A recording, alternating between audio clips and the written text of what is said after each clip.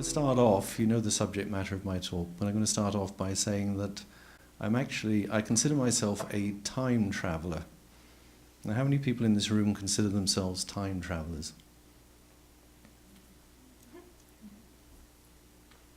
We're all time travellers. We're all travelling through time. We are. We're travelling. We may not be conscious of it or aware of it, but I became aware of it. We're very blessed. We have a yoga hall at our home, and I go in there every morning and I meditate.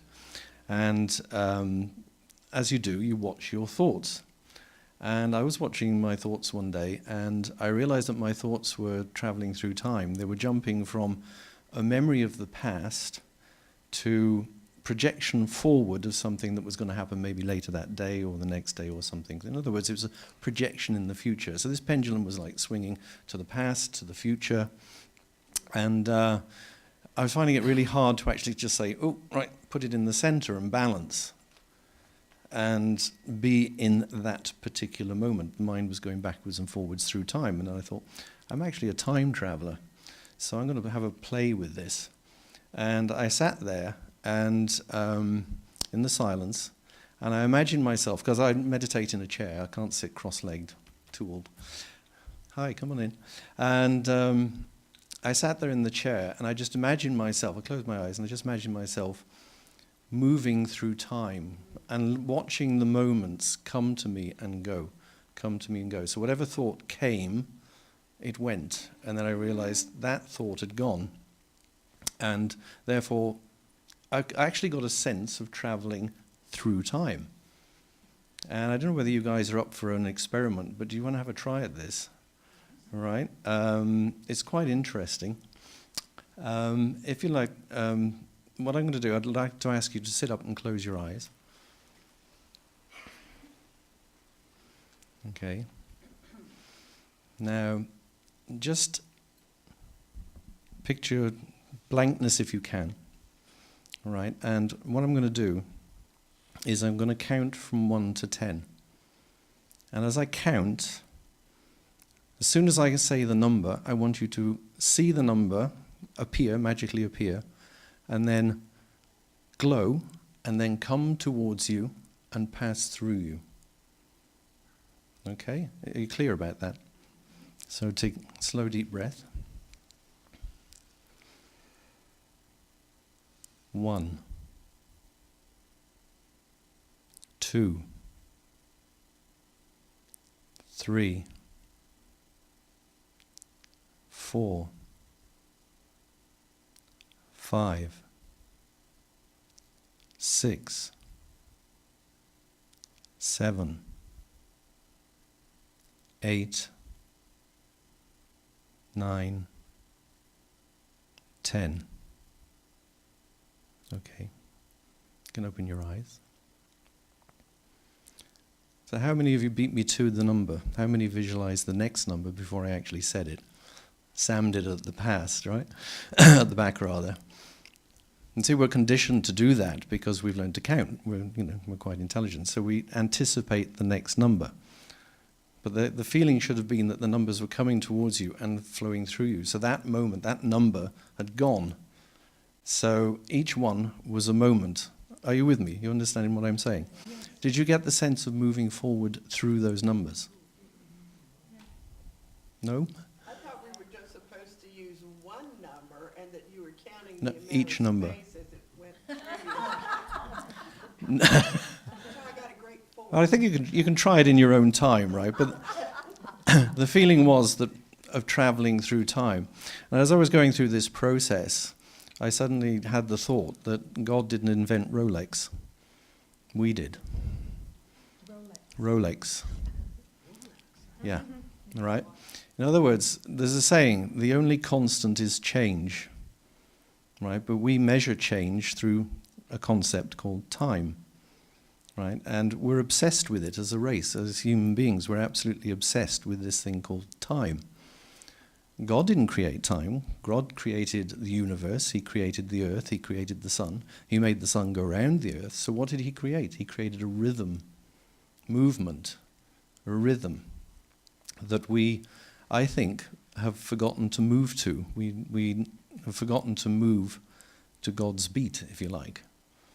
And we've become obsessed with with the other aspect of it, which is time.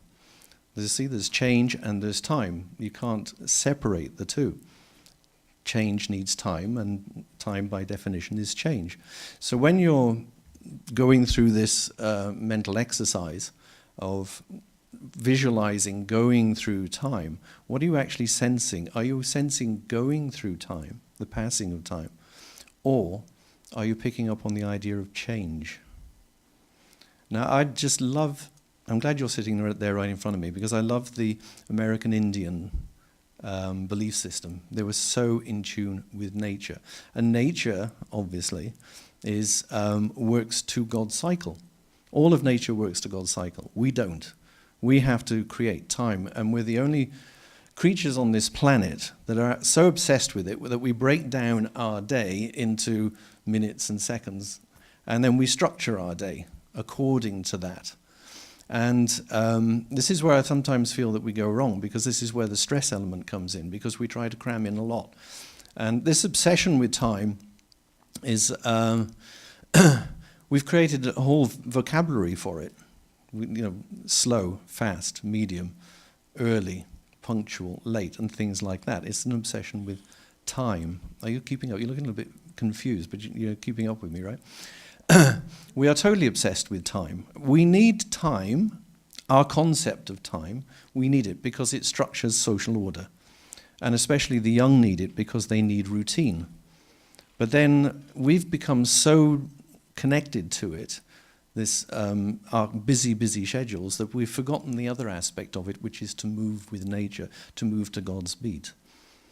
And I was just going through this process one morning when I was meditating, or contemplating, I should say, and saying that really we've got too tied up in time. If you think about it, you never see a monkey in the jungle looking at a wristwatch and saying, time for another banana, do you? You never see that. We do. We say, what time is it? And the obsession of it, or the fact that we even have an expression for it. If you're asked to do something, you'll say, well, I'll make time for that. So we become bound by it. We become, bound, I think is probably the right word, by our busy schedules. So much so that on the flip side of that is when we don't feel bound, we say we have free time. So I just wanted to share that with you, that it's coming here and seeing the nature around here, and especially what you were teaching us yesterday about the American native, and there was something I read in the LOTUS this morning under the American tradition, the Native American tradition, and I thought, why have we lost that? Why have we lost that? We really ought to go back to that. I mean, it's great talking to you about this because you're always so busy and I'm always so busy. And I think we just get too tied up and we forget to be in the moment. So that little exercise I put you through is just emphasized to me the importance of the moment. And I'll just say something that to underscore that. And that is, back in 2009, I was diagnosed with a very rare form of bone cancer. And suddenly everything was put into focus. Why? Because a certain part of my ability to project in the future, to look forward to the future, certainly the longer term future, was no longer there. I could plan probably for the next day or two or the next week, but I couldn't plan beyond that. I couldn't say, I'm looking forward to Christmas, because I didn't know whether I was going to be there.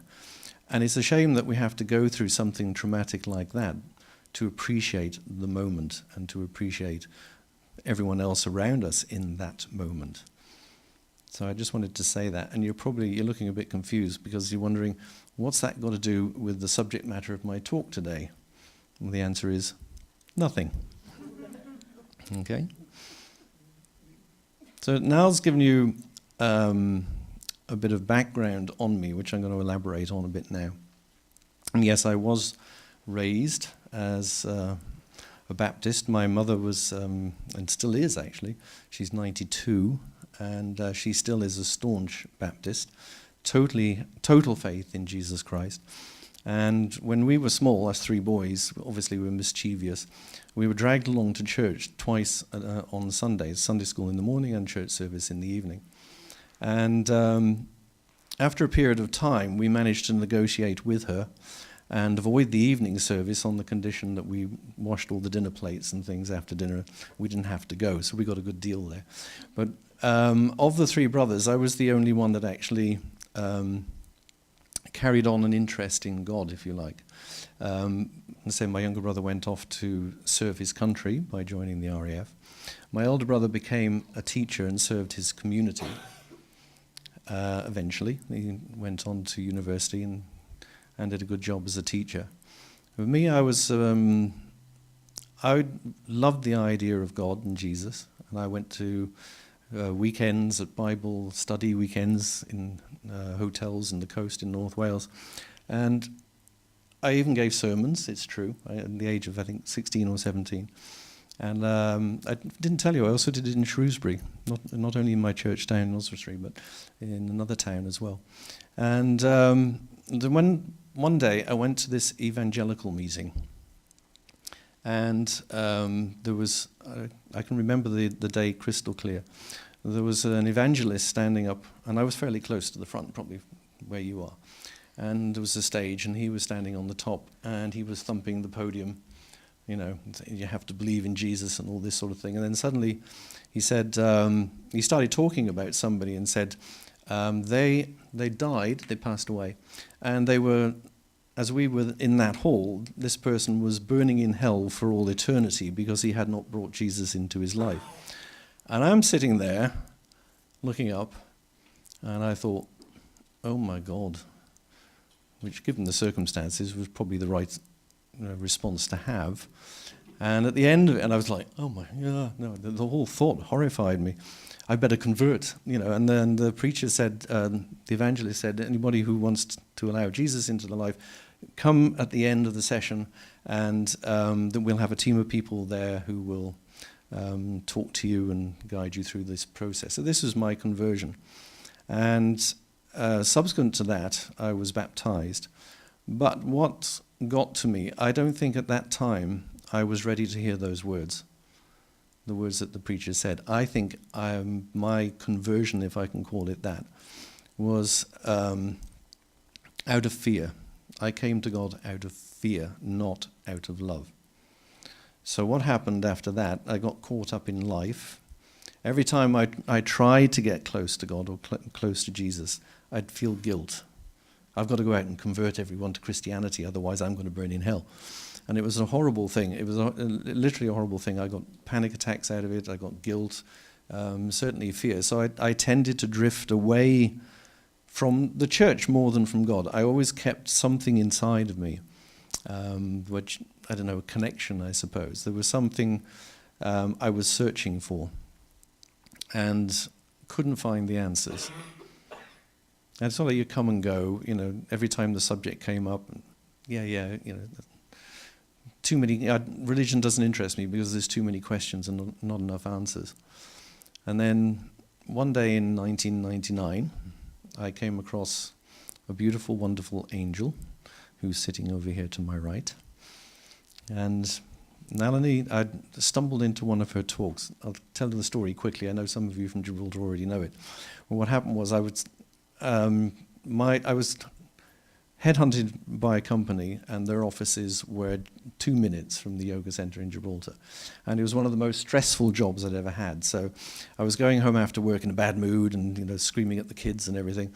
And my ex-wife said to me that she'd heard she'd read in the local newspaper that the yoga center was carrying out deep relaxation classes. And she said, you better go to one of those before you come home. We just can't have this. And I said, yeah, okay, I'll go. Then I went along to the yoga center on this particular night, and I walked in on the wrong night. I walked into one of Nal's satsangs. And there weren't that many people there, as I recall, so it was a bit obvious that I was sitting in this room, and as I was waiting for her to come into the room, waiting for something to happen, I didn't know she was going to come into the room. I was looking around at all the different symbols, the same as you have here, and thinking, well, this is a bit cultish, isn't it? what on earth is all this? Never seen anything like this before. And then, okay, I'm going to run with this. So eventually they wheeled her in because she'd just recently broken her ankle, and they plonked her at the front. And the subject matter for that evening was death. So I'm sitting there in a room thinking this is a cult, and suddenly this lady was talking about death, and I was going to feel very uncomfortable. Very uncomfortable. And I thought, well, there's too many people in the room, too few people in the room. It'll be very obvious if I walk out, so what am I going to do? I'm like so anyway, the gods answered me. She said something, which to this day I cannot remember what she said. And I suddenly went, oh, what did she say? That was interesting. That was really interesting. So I thought I listened a bit more. And before I knew it, I was like this, hanging on to every word. And I thought, this interests me. So I asked somebody afterwards, I said, how often does she talk? And in those days, she was talking twice a week. So, and you were talking the following night on the Wednesday. So I went back on the Wednesday, and that was it. I was hooked. I was listening to it. The answers were starting to come.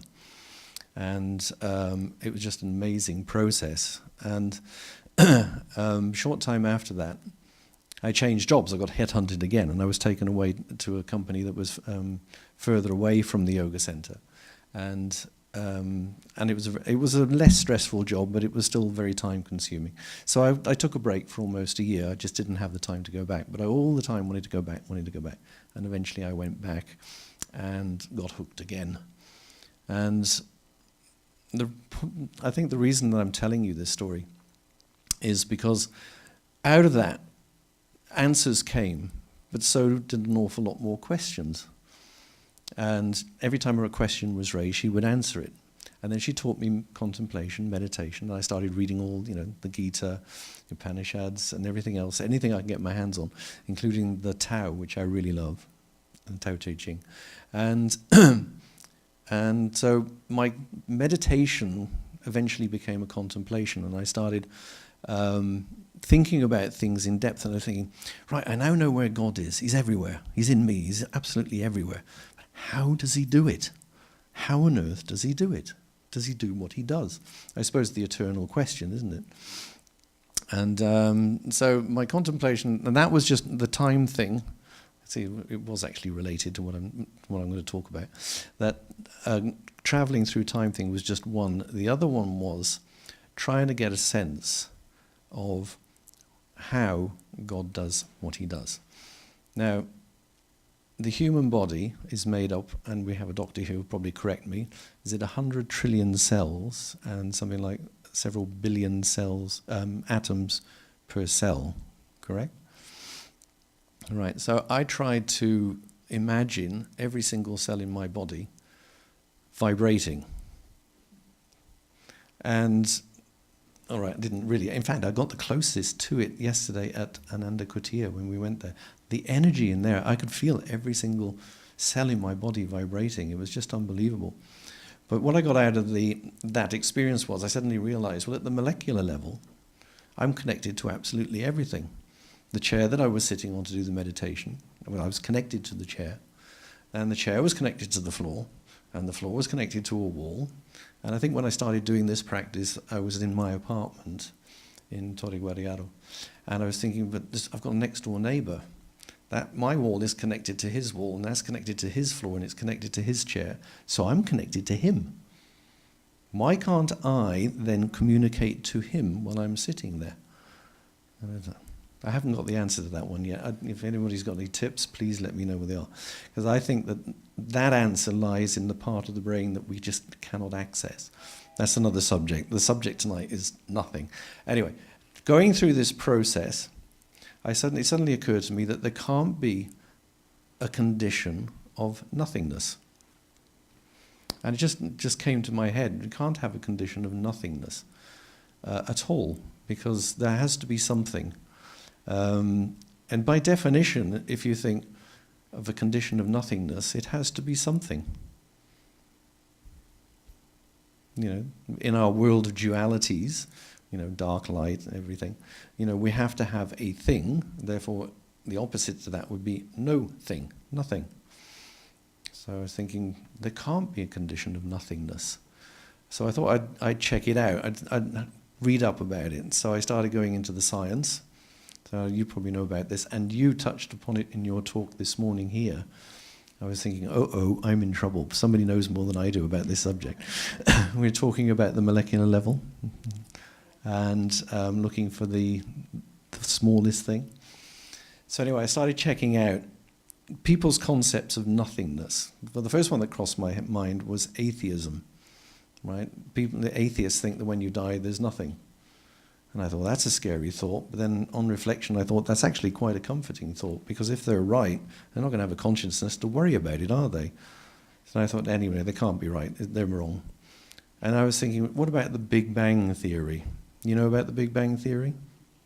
The universe is expanding, right? So Stephen Hawking, now late, bless him, Stephen Hawking, said, if we work that back, we can come to the beginning of the universe and the beginning of time. And he calculated that the universe is 13.8 billion years old. But it went back to this primordial atom that was surrounded by nothingness. And then out of that, suddenly there was this bang, Big Bang, and everything was created. And before that Big Bang, there was nothing. There was no universe, there was no time, zero. Right? And I was thinking, this just does not make sense. And it still doesn't make sense to me. That I think there's an alternative theory, which I saw in a documentary a couple of years ago, where the theory is that the universe actually didn't expand from one particular point. It actually expands and contracts. Right? Now, when I mentioned that to Nal, she said, oh, we know about that. That's Vishnu breathing, the god Vishnu breathing. And I think probably what is actually happening, yes, the universe may be expanding, and it's been expanding for quite some time. But because of all this gravity that's in the universe, there's so many huge, massive bodies that are attracting others, right? There may be a sum total of all that. That means that it's got to expand and contract, expand and contract. And what we're seeing at the moment is an expansion, same as you're breathing, and then eventually it will go the other way. And then scientists will be predicting the end of the universe will be 13.8 billion years' time, because it's going to shrink down to something. I just don't buy it. I think that if the Big Bang happened, and think about this logically, cause and effect, right? The bang was an effect. What on earth was the cause? There had to be a cause. And the parallel that you can draw from this is the Purusha, when it manifests, becomes Prakriti. But until it manifests, you can't see it. So maybe what Stephen Hawking was talking about was the fact that we couldn't see, but there was something there. In other words, it wasn't nothing, it was something. So I've literally just drawn this conclusion that there can never be a condition of nothingness. And science bears that out, because it's a scientific fact that energy is neither created nor destroyed. It's always transferred from one thing to another. Obviously, there had to be a starting point. I'm not going to go there. It's going to blow your minds. But it has to be transferred. So in other words, it always has been. Energy always has been. So I thought, okay, this is fascinating. Let's look at energy. So I started looking at energy. And there's different types of energy, the energy in the human body. And there's the kinetic energy of a wave on the sea coming to the shore. You never see that kinetic energy, but you see the effect. The cause is the kinetic energy. The effect is the wave crashing on the shore. Another example is you switch on a light bulb. You don't see the electricity, you don't see the energy, you see the light. So I'm now convinced that there is no such thing as nothing. I wanted to take it a little bit further. And so I started looking at the molecular level, quantum mechanics, quantum physics. And there's two very good documentaries. If you haven't seen them, I highly recommend them to you. One is called What the Bleep Do We Know? Have you seen it? It's brilliant. It stars Marlee Matlin. It's a semi-documentary. She was the actress in Children of a Lesser God. She's deaf and dumb. And the other one is the black hole, WHOLE, which I think was mentioned the other day.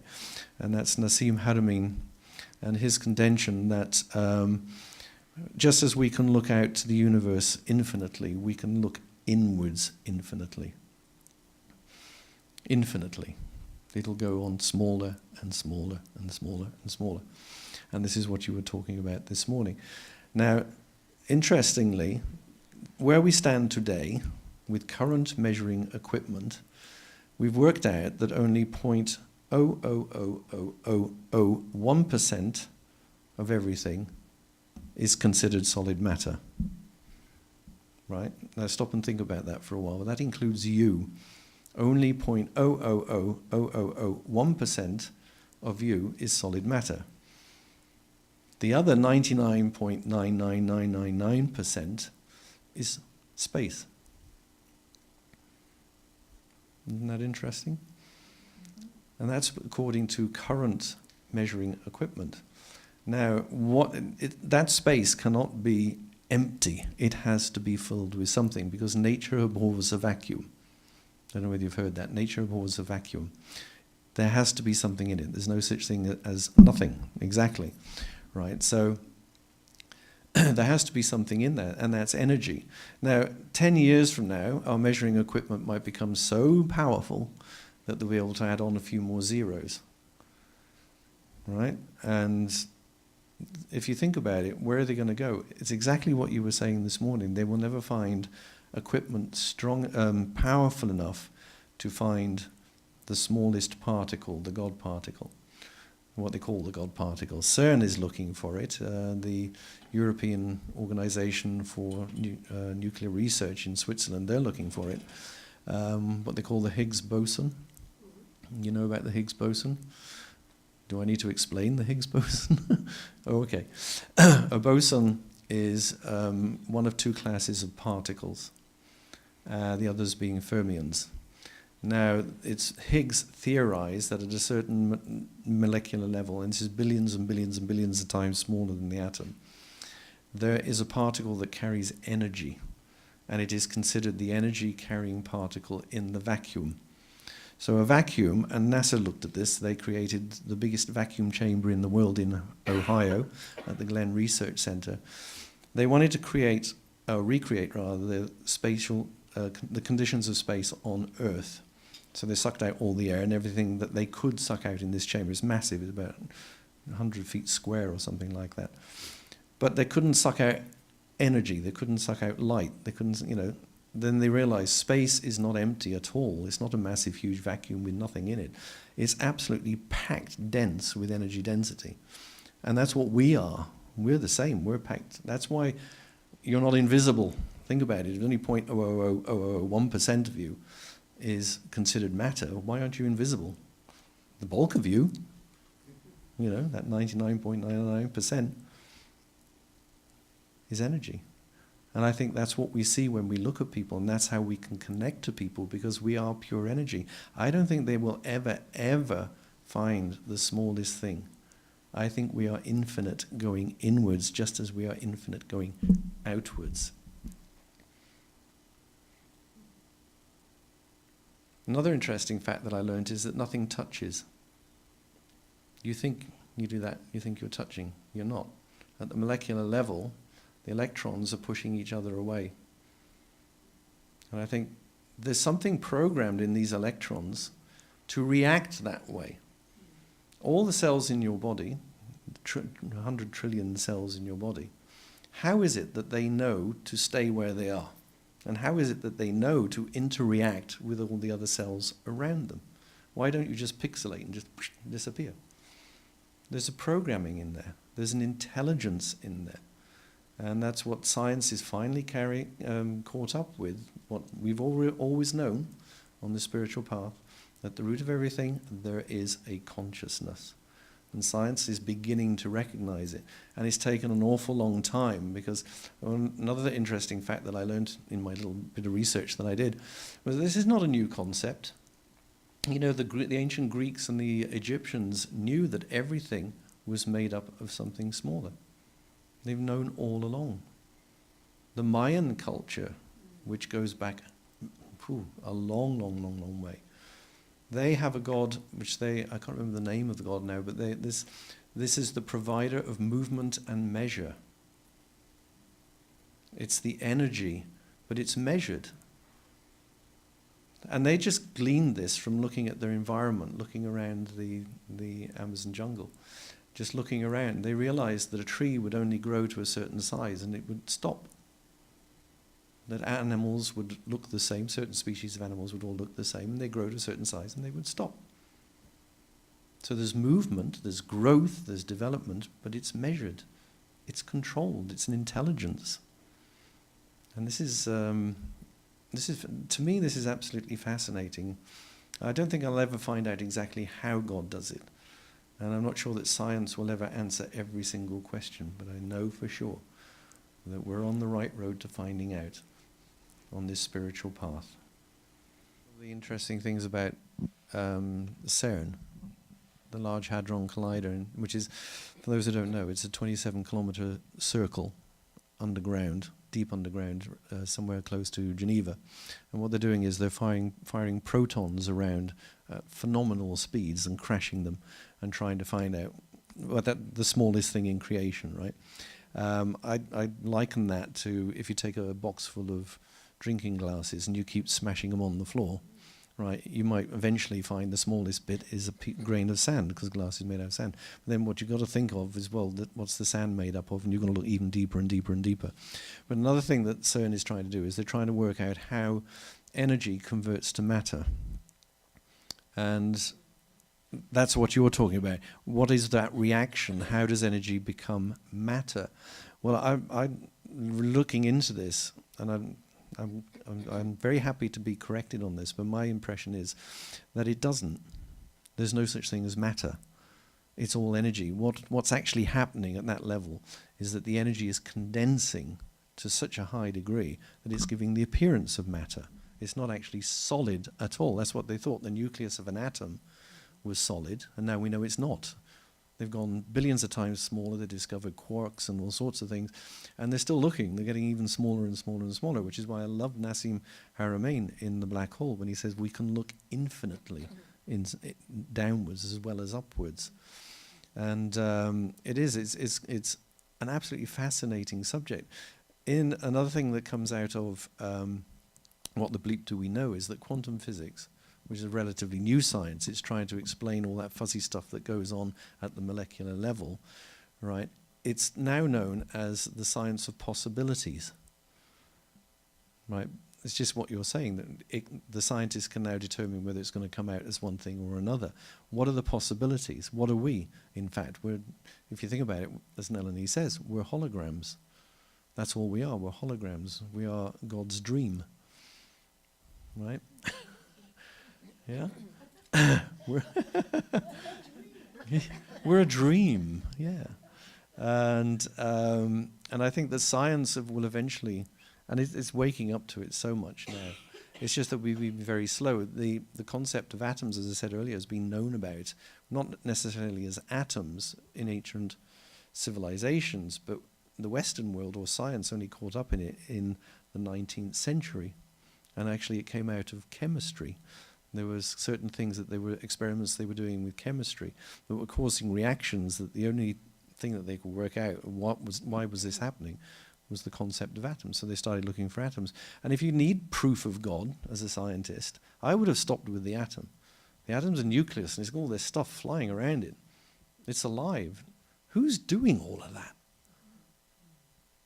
Don't just say, oh, it's a natural reaction. Well, yes, it is a natural reaction, but it's an intelligence.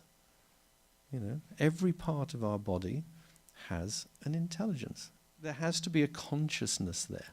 And where there's a consciousness, there is reason.